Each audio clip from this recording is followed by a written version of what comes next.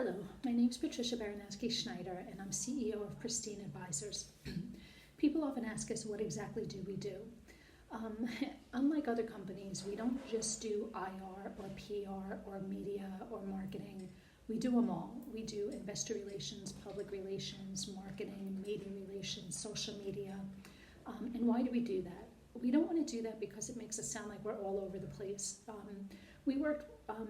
I worked in an agency in the past who companies would hire us for, say, investor relations, but then they would hire another company for public relations and another company for media relations. And we found that there were things getting lost in translation. And the same exact message wasn't being told. And there was a lot of confusion because the left hand wasn't telling the right hand what they were doing. And it made it very difficult to do our job. So when I formed Pristine Advisers, I decided to just incorporate everything that we knew. And I have 33 years experience doing this. Same with, say, for example, website design and maintenance. It wasn't that we said, gee, we don't have enough to do already, let's take that on too. We found that while we were doing IR, PR, marketing and media, companies would give information to their IT people to put on their website. And the IT people, no offense to anybody, but they're really tech people. So they don't understand the product. So if you gave a 10K or a 10Q or a press release or an analyst report or whatever the case may be, they don't know where exactly to put that on the website. We know from an investor point where they would look for that. I mean, we've done website surveys where we found that if somebody spends more than 3 minutes searching for something on your website, you're going to lose them. They're not going to continue to search for that.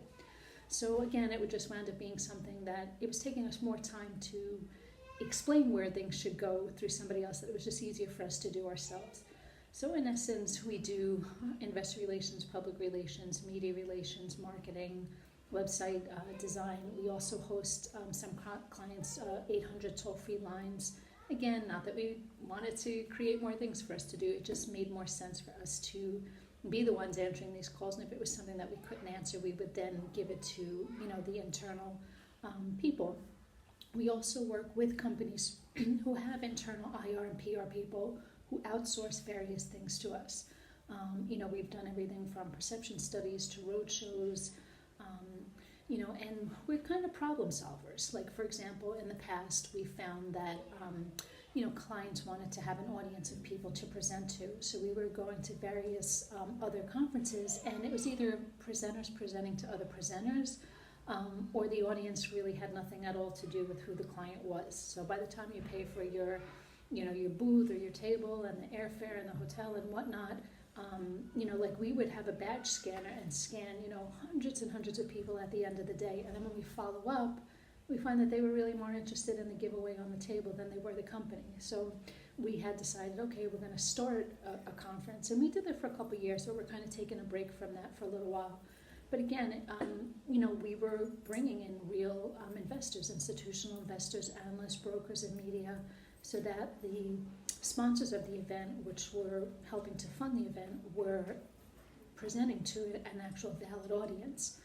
We also do a quarterly newsletter where we not only promote our clients, but we feel like we help educate the investment community also. So we'll put other people's materials in that as well, just so that we can have a quarterly newsletter that is informative and educational to the investment community.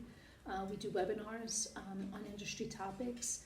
For example, I remember we were working with closed-end funds, and we're on the outside, so we had closed-end funds who were not listening to what we were telling them, what we felt they should be doing, because it's not our job to tell them what to do, but we can offer suggestions, and they weren't listening to what we would tell them, and then they would be, attacked by an activist. So we held like an activist webinar, basically where we brought in several activists to do a presentation on their own, and we gave them the floor on a webinar, and basically they pretty much told everybody, here's what puts you on our radar, here's what we look for, here's what you could avoid doing if you don't want us to knock on your door. And it wasn't that we're teaming up with the activists, we're not in any way, but we wanted to feel that if you don't want to hear what we have to say, maybe we'd hear from them. So again, we don't want it to sound like we're all over the place by doing all of these things, but one, it's a cost saver for many companies because you're not having to pay for an investor relations firm and then a public relations firm and then a marketing firm and then a media relations firm. We handle it all under one roof. I remember at one point, prior to starting my own company, I was looking for a job, and I went to an IR firm, and all they did was annual reports. They wrote annual reports, and I was like, well, IR does a lot more than that. And then I went to a PR firm, and all they do is host a conference. And I'm like, well, that's not technically all PR does. So we do a lot, and even in terms of, say, social media, you can have Facebook, LinkedIn, Twitter, Google+, Instagram, whatnot, but unless you know who your target audience is, what good is it? So just to give you a perfect example, we have for our clients, which are mostly in the investment community, we have a lot of our audience geared towards that. So if I want to pitch myself, I'm pitching, why would I pitch to them? They have no interest in what I do. They're more interested in our clients. We also have, we would have to designate a specific audience for us. We also have 800,000 plus in our database, which are geared towards investment companies. These aren't purchase lists. These are people who have attended our conferences, have attended our webinars, have signed up for our newsletter, have basically reached out to us wanting to be informed of the various clients that we have. And, we represent everybody. Somehow we got pigeonholed into the closed-end fund space, but we represent mom and pop shops, authors, small corporations, big corporations, listed companies, non-listed companies. There's nothing that we can't do, and if we don't know it, we'll definitely learn it. We attend every event that we can. We, listen to every webinar, every podcast. We're constantly learning, making sure that we're on top of, regulations, Reg FD. I know in London there's several new laws that are out there, so we're making sure we're on top of our game for any clients because we do represent clients across the globe. So basically, that's us in a nutshell, who we are, what we do, who we represent, and I basically just did a webinar giving inside tips and tricks to how to get media coverage because we have some companies who, they're one of many and they want to be on the cover of Fortune magazine or Forbes magazine or feel that they should have a total spread on, the Financial Times or whatnot, and it's kind of giving you a little inside tip that you're one of many, and just expressing your story isn't always news. You have to kind of develop a story around the news. And now the media scope has changed. In the past, it was 100% reporters writing about companies, and now it's kind of 50-50. You have reporters writing about companies, but you also have what they call Contra Contributors, and a lot of times they're longs and shorts who are just writing because they want to move the market in their favor, or you'll have your competitor writing as a contributor, because in a lot of publications you can make up a name, you can make up an avatar, and you have no idea who they are. And here you have this company blasting you for something that it's not even valid. Not that it's false news, but it's not really worth something that would demean you, but they're doing that because it boosts their stock because they're your competitor, and you have no way of knowing that. So, reaching actual, audiences and media and, even, blog writing or writing, being a contributor yourself is actually beneficial. But it's not just constantly talking about your product, it's what are you an expert in? If you're, say, a retirement company, okay, you're one of many retirement companies, but how would that be beneficial to somebody? Is it somebody saving for retirement? Is it someone saving for their, grandkids' college fund? Is it, if you're, say a technology company, why would somebody from A, want to invest in you and not somebody from company B and C? And really explaining stories about that and making you an expert in that area. So we kind of help with that. Like I said, we have 33 years experience doing this. We have major contacts, major connections. Unfortunately, we do more marketing for our clients than we do for ourselves, which, is unfortunate for us because we're not as well known as we should be with 33 years. But, I always feel that putting our clients first is, what we should be all about. And actually, I just did a blog about that. What I learned in business, I learned from business. And, every success our clients make is a success for me.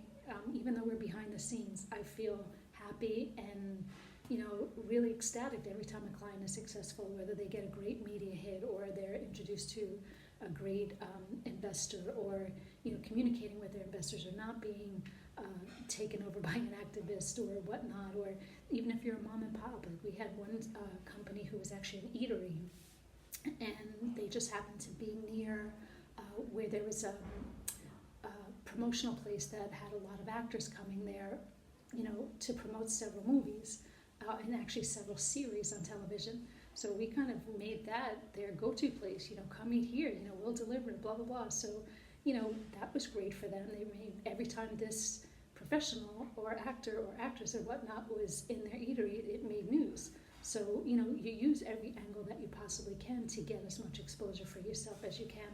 So we just look for every little angle that we can try to get you exposure. And again, whether it's to the media, to an investor, to an analyst, to a broker, to a customer, that's our job, that's what we do, and that's what we've been doing for 33 years and going. So, like I said, I worked for a company for 16 years. They wound up closing their doors, so I wound up moving to another company, and every one of my clients followed me there.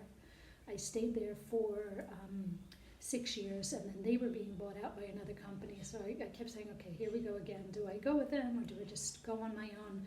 So I wound up going on my own, and ironically, every client followed me to that company as well. So now we're at Pristine. Some clients I've had for over 20 years, which is, pretty, I'm actually very happy about that, very sentimental to the clients that we have. I feel like we've grown up together. And like I said, I treat every client as if it were my own company, and what we do is, what's in their best interest. If I have to take a step back and not promote me because I'm promoting them, then that's the way it is, like I said, we have a great reputation in the financial industry, and I think it's because we charge less than most competitors. We offer a lot more services than most competitors, and, we put our clients first, and we don't nickel and dime everything. It's not like, law firms, every time I pick up the phone, the clock starts ticking. We have a monthly retainer that we charge, and, we outline what we do for you. We also give you a quarterly board paper, which basically outlines everything we did for the quarter, so we can kind of see were we on track with everything we said we would do. Do we need to change anything? What our plans are for the next quarter, so that we're all on the same page, and you can see that you're, what you're paying us for it, but also we can show that we've met what we claimed what we set out to do, and what our next quarter goals are. So that's pretty much us in a nutshell. We could be reached at pristineadvisers.com. That's www.pristineadvisers.com.